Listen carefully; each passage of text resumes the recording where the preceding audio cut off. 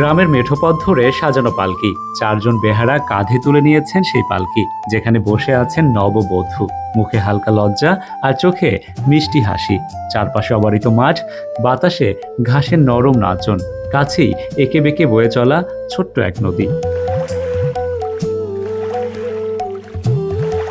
সাদামাটা সাজ কনের সৌন্দর্যকে যেন বাড়িয়ে দিয়েছে বহুগুণ। অন্যদিকে বরের সাজও যেন সময়কে পিছিয়ে দিয়েছে। সাদা পাঞ্জাবি, হাতে রুমালে নাক ঢাকা, সঙ্গে চিরচেনা লাজুক হাসি, হাতে রোদ বৃষ্টি থেকে বাঁচার জন্য কালো এক ছাতা।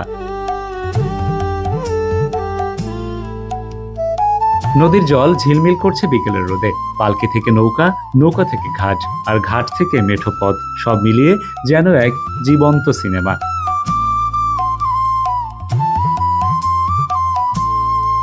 ভিডিওর প্রতিটি ফ্রেমে ভালোবাসা ছড়িয়ে দিয়েছেন নির্মাতা।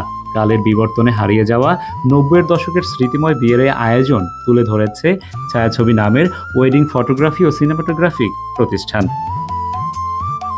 অ্যারেঞ্জমেন্টের মধ্যে ছিল আপুর নৌকা ছিল, পালকি ছিল, পালকির সাথে যে পালকির লোকজন ওনারা ছিল। নৌকাটা খুব সুন্দরভাবে সাজানো হয়েছে, কলা পাতা থেকে শুরু করে যা যা দরকার ছিল, মানে পুরো নস্টালজি একটা ব্যাপার ছিল।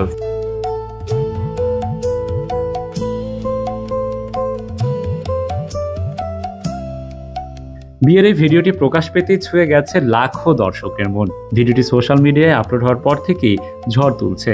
হাজার হাজার লাইক, শেয়ার আর মন্তব্যে ভেসে গেছে নেট দুনিয়া।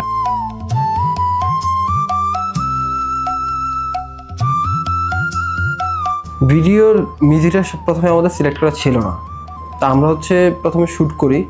তো শ্যুট করার সময় আমরা জানতাম যে এটা 90 দশকের বিয়ে বা ওই ধরনের থিমে আমরা শ্যুট করতেছি। তো শ্যুট করে আসার পর আপু আমাকে গান পাঠায়, সেটা এআর রহমানের একটা মিউজিক ছিল। তো সেই মিউজিকটাও খুব ভালো লাগতেছিল ভিডিওর সাথে, কিন্তু ভিডিওটা একটু সেট লাগতেছিল। তো তখন আমাকে সানি ভাই বলে যে বন্ধু বাজার সুর, এইটা মনে হয় এই ভিডিওর সাথে প্রত্যেকটা ক্লিপের সাথে মিলে যাচ্ছে।